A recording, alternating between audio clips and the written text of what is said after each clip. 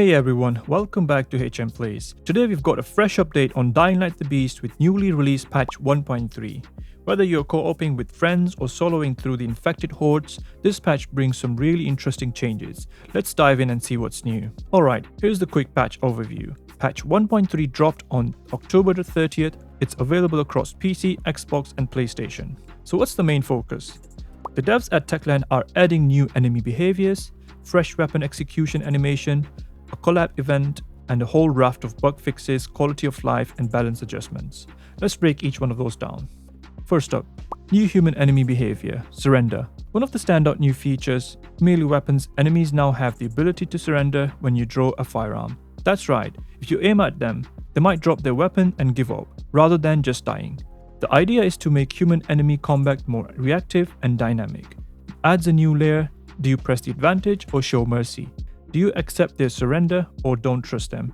Definitely a neat shift in tone for the game's human-enemy encounters. Next, the devs have added 9 new finishing move animations across various weapon types, specifically 1 for one-handed bladed weapons, 2 for long blunt weapons, 2 for long bladed weapons, 1 for two-handed blunt weapons, 1 for two-handed bladed weapons, 1 for knives, and 1 for knuckle dusters. So if you are using knives or knuckle dusters, that's rare but fun.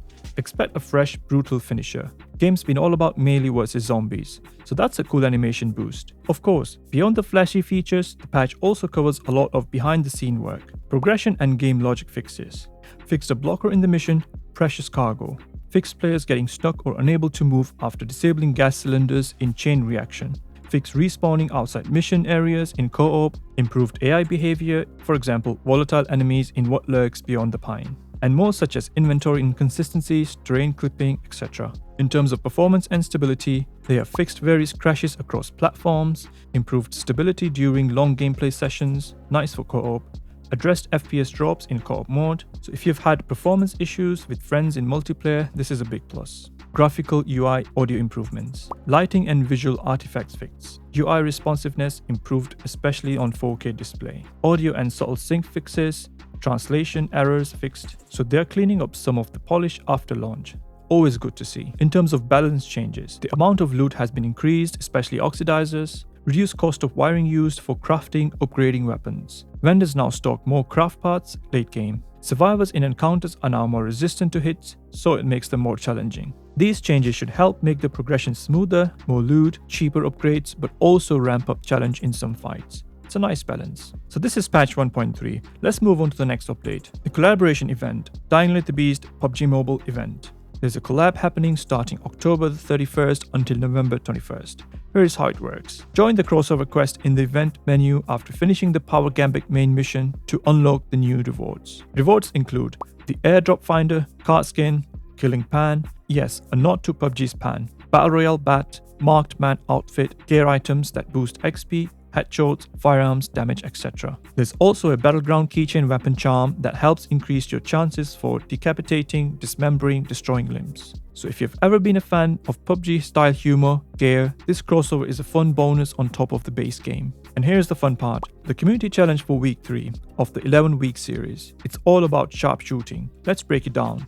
The challenge is called Sharpshooter. The first goal is to land 10 million accurate shots, every shot from a firearm, excluding flamethrower, bow, crossbow. And each shot that hits the enemy will count towards the goal. And the reward, you will unlock the marksman card skin.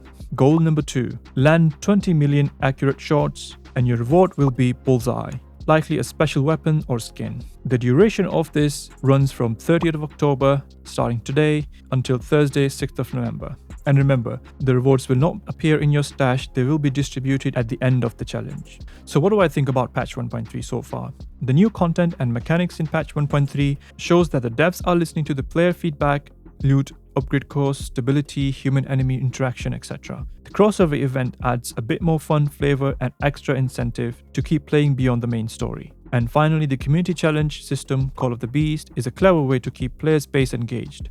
Week after week, and week 3's sharpshooter theme gives more reason to pick up firearms and try different playstyles. If you've been on the fence about returning or playing co-op, this patch plus challenge make it a good time to jump back in. If I had to sum it up, Patch 1.3 is a solid mid-season update, not a seismic overhaul, but it brings meaningful features, fixes and ongoing engagement. My only wish, More variety in event rewards, skin plus weapon are great, but could be nice to see more gameplay challenging content in the future weeks.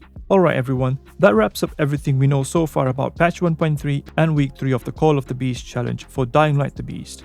If you want to check out full patch notes, I'll drop the link down in the description. If you enjoyed this breakdown, do me a favor, hit that like button, subscribe if you haven't already, and ring the bell icon so you don't miss any future updates on this game. Which part of the update are you most hyped for? The new executions, the PUBG Mobile collab, or the Sharpshooter community challenge? Let me know in the comments. I'd love to hear how you're approaching week 3. Thanks for watching. Stay sharp out there in the infected woods, and I'll see you in the next one. Peace.